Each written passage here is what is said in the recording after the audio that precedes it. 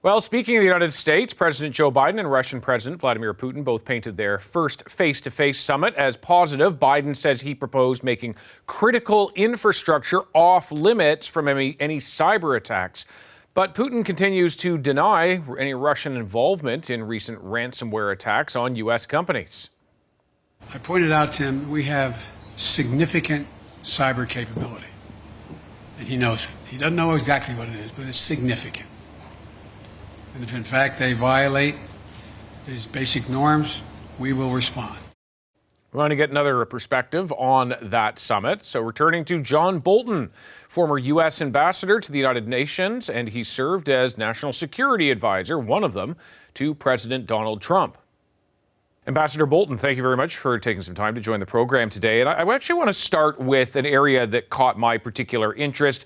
It was what seemed like a threat from President Biden saying to Putin, how would you feel if ransomware or cyber warfare took out the pipelines from your oil fields? Spoke to someone from a Kremlin-backed academic group yesterday who said he saw that as a potential military threat. I suppose my question to you, given the experience you've had, is if the U.S. has that capability, why have we publicly not seen a response given how often Russia has been involved in cyber attacks? Well, I think that's a very legitimate question. Look, in the Trump administration, we saw that we had inherited from the Obama years a decision-making process for offensive cyber operations that essentially made it nearly impossible to conduct such operations.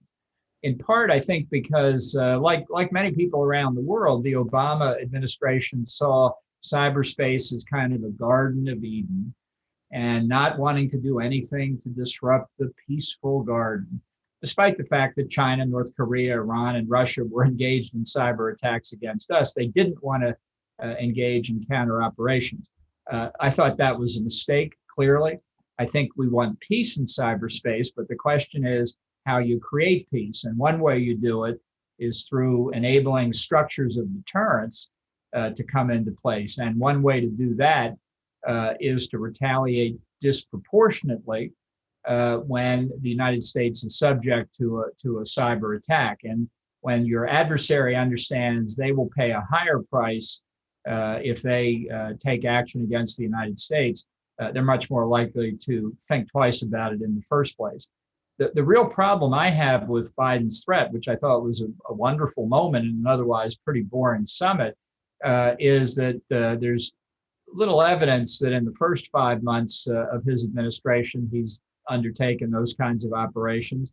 And having now made the threat, the cost to the U.S. in credibility terms is even higher if he doesn't carry through on it. I think we have a long way to go in conceptualizing concepts of defense in cyberspace, but I think it's important that we do so, and I think it's important that our adversaries understand the risk that they face if they think they can operate with impunity against our information technology system.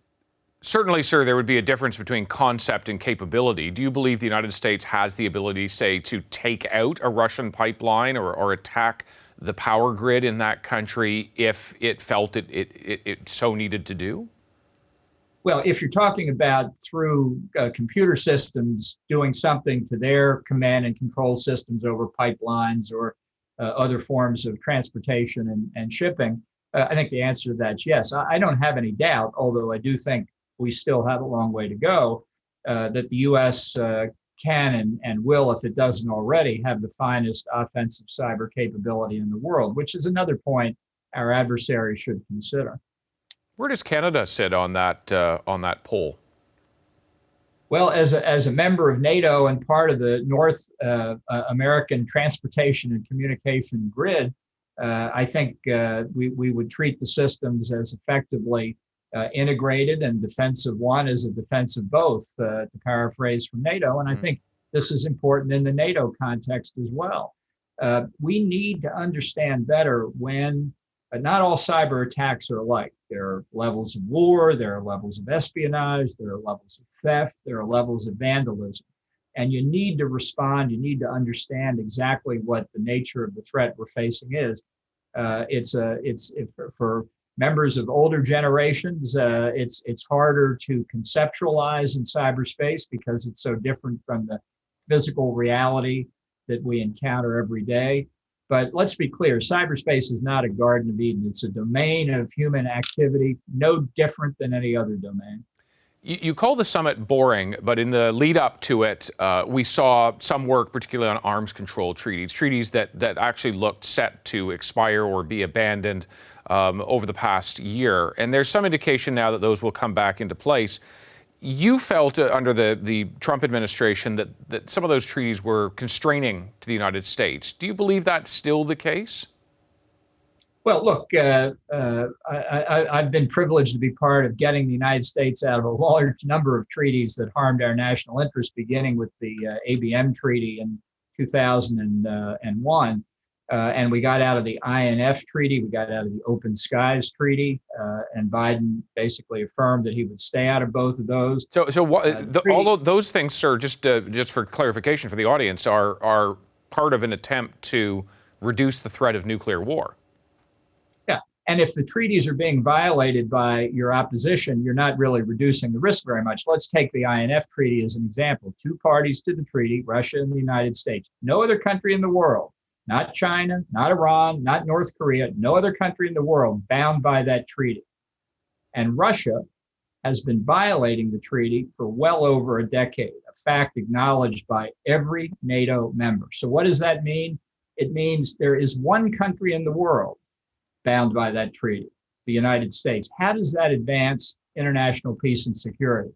Manifestly, it leaves the United States vulnerable, not just to Russia, but to China and others. That's why we got out of it. That enhances international peace and security. Now, the treaty you're talking about is the New START Treaty, ratified in the U.S. in 2010.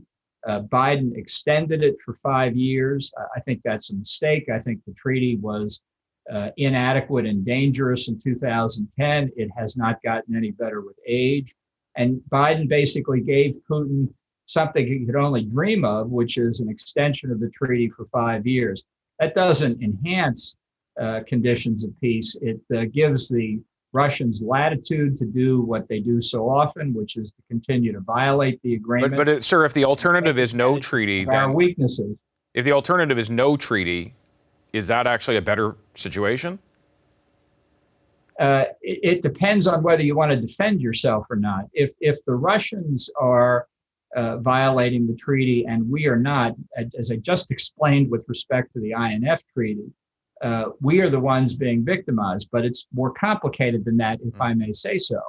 You know, the New START Treaty is a bilateral treaty between the United States and Russia. That reflects a Cold War mentality when there was a bipolar nuclear standoff in the world. The most significant nuclear weapons reality of contemporary days is the growing nuclear capacity of China. And that's why I said to the Russians in dealing with them on arms control that if we're going to have a new strategic arms treaty, it had to include China. Now, the Chinese don't want to be engaged in the treaty because they say, oh, we have so few nuclear weapons. So what they're asking for is a license to build up hundreds and thousands of nuclear weapons until they're roughly comparable to the United States and Russia. And then they'll say, now we'll negotiate with you. I find that unacceptable. And I would point out this reality as well. The United States has to be prepared simultaneously to deal with a nuclear standoff with both Russia and China, something that they don't need to worry about. So when we negotiate with only one major nuclear power and don't consider the other major nuclear power, let alone the proliferation threats represented by Iran and North Korea, it puts us in a very bad situation. The bipolar model of the Cold War days is gone. And to negotiate as if it's not is extraordinarily dangerous and unrealistic. Before I let you go, I do want to talk a bit more about China, because that is the country, as you note, there's a nuclear threat, but of course there's a competitive threat as we see China continue its very rapid advance in many, many fields. Do you believe, you came out and said that you didn't believe that Biden should be meeting so soon with Putin. Given the rise of China, where do you see the focus being for the Biden administration? Well, I said I thought the meeting between Biden and Putin was premature because Biden wasn't ready for it. And I think he demonstrated that in Geneva on Wednesday. I think with respect to China, it's even more important for the United States and its friends and allies to have a more comprehensive strategy. China represents, in my view, the existential threat to the United States in the 21st century across the whole range of issues that we could conceive of: political, military, economic, and others. I think since Biden's default position on most national security questions is the Obama administration, that was a period of 8 years of American passivity in the face of Chinese advances. So I think there's a lot of work to be done. I think the world was woken up by the Chinese performance in trying to prevent any effective investigation into the causes of the coronavirus. I think a lot of people are more concerned about the Chinese threat than before, looking at Huawei and ZTE and other weaponized commercial companies. So we're beginning to understand better the nature of the threat, but we don't fully understand it, and I don't believe conceptually or operationally we're really ready for it at this point. Ambassador Bolton, thank you very much for your time today. Thank you for having me. Hi, I'm Vashi Capellos, host of Power in Politics. See more of our show by subscribing to the CBC News channel or click the link for another video.